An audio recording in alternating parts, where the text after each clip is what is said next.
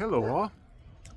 I want to show you some training exercises that we can do with our Geto Naginata. Okay, this is a Harbor Freight scraper, and it has a lot of nice qualities. The way it's weighed, the way it's made, that give you a decent facsimile for something like a Naginata. Okay, I'm not above using these things as training weapons. If the weight is good and it gives you an opportunity to look at certain things with the proper dynamics, a naginata with the proper weight is kind of a specialized instrument. And so we can use this. And what I want to show you today is I want to show you how to work a little bit with weight, okay? Because these larger, longer weapons, okay? Hang on. The two puppies are making some noise, but we start dealing with weapons of length that have hardness. Okay, there are certain stick weapons that don't have hardness, but traditionally, when you deal with battlefield weapons, if you look in Indian stick fighting systems, you look in Japanese bow, different lengths of stick, and even a lot of European systems, you have hardness and weight to your stick. So it's not something that you're using with the whipping movement so much. And you have to be able to handle that weight properly. So we're going to work with this, and we're going to show a little bit about how to work with weight. Teach our body how to use weight to our advantage in working with the weapon, okay? So the first thing I want you to do is get into a very basic position with one leg in front, one leg in back. You can put this to your back leg, the naginata, or you can put it in the middle. Probably a little bit better here, or if you're a little farther extended, if you want, put it here. It's not important. Here's what you want to first do. Because the weapon area where the halberd is on top, there's weight here, okay? You want to feel where that weight is going, okay? This weight has a lot of inertia on its own, all right? All we really have to do at this point is just feel where that weight is going, okay? Now, when we get comfortable with that, okay, and this is where a lot of people fall down, okay? When we start to manipulate this weight, a lot of people at this point start to do very counterproductive movements, okay? So they come here and they bring the weapon back and they start spinning it and they, okay? Before you do any of that, let's work with this weight properly. And what we're going to do is, as this comes forward, okay, here, right about here, I'm going to grab it with this other hand and I'm going to let it dip. And I'm just going to turn it. As this comes here, let it grab, let it fall. Let it turn, okay? When you do it properly, you have enough inertia when you're here. If you don't, then you just, instead of trying to come through, okay, choke the weapon up. And now your weight is a counterbalance. Try to understand that, okay?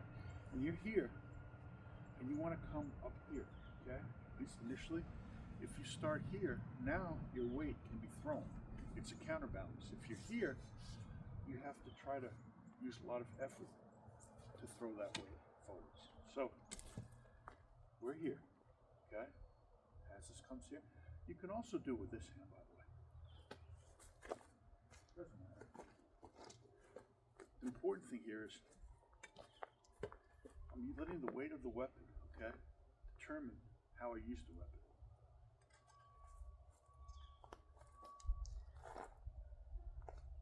Watch from front. Okay. Either way, it doesn't matter. 1, 2. Okay. Make sure the halberd portion is up here. And again, let that weight let the weight control you for this exercise. You're here, grab, boom, come back when you want to. control here. Okay, don't do this. Okay, if you want to come back with the whole weapon, use your body. And the way you do that, you align this to here. So when you move, you're moving the weapon with your structure, okay? And you have some control and stability here, okay? As opposed to just using your arms here, where you don't really have as much strength as you think, okay? Structure is stronger than muscles when it comes to these weapons, until you get very controlled and effective muscle dynamics, okay? And that takes understanding what we're doing first. Okay, again, so either hand, it doesn't matter. Okay, this hand or this hand, okay? This hand or this hand, okay? Notice here, I'm walking, okay? Same idea, okay? As this comes forwards, grab, let it come. If I make a mistake and it gets stopped here, choke, pull up, and then come forwards. You can use the same dynamics this way, okay? So when we're here, okay, grab, here, okay? This comes here. See all that weight going here? Right? Use that. So you're here. As it comes here, let this kick up and give you some inertia this way, okay? That could turn very quickly into this, okay? Respecting this way, okay? Learn to use your spine. Initially, put this here. This is practicing. You're not going to necessarily strike this way, although when you're in close, you can, okay? But get used to this idea. Instead of doing this, okay, do this. Okay? Let your body, your spine movement control your weapon, okay? In real situation, you could be in a hustle type position here, okay? And boom, boom, okay? Or boom, coming around through the weight, boom, okay? Again, it's how I use that weight. I'm in a hustle type position, I make a spike here, come back, here. I have this, I have this, okay? As I'm moving my body, I can let the weapon use its weight. I don't have to stop moving to control the weapon. Now, we're using the Naginata clone here, or facsimile thereof. But let's look at a Rokushoku. You can use some of the same dynamics, okay? And again, I like to keep my videos short. Let's do another video for that.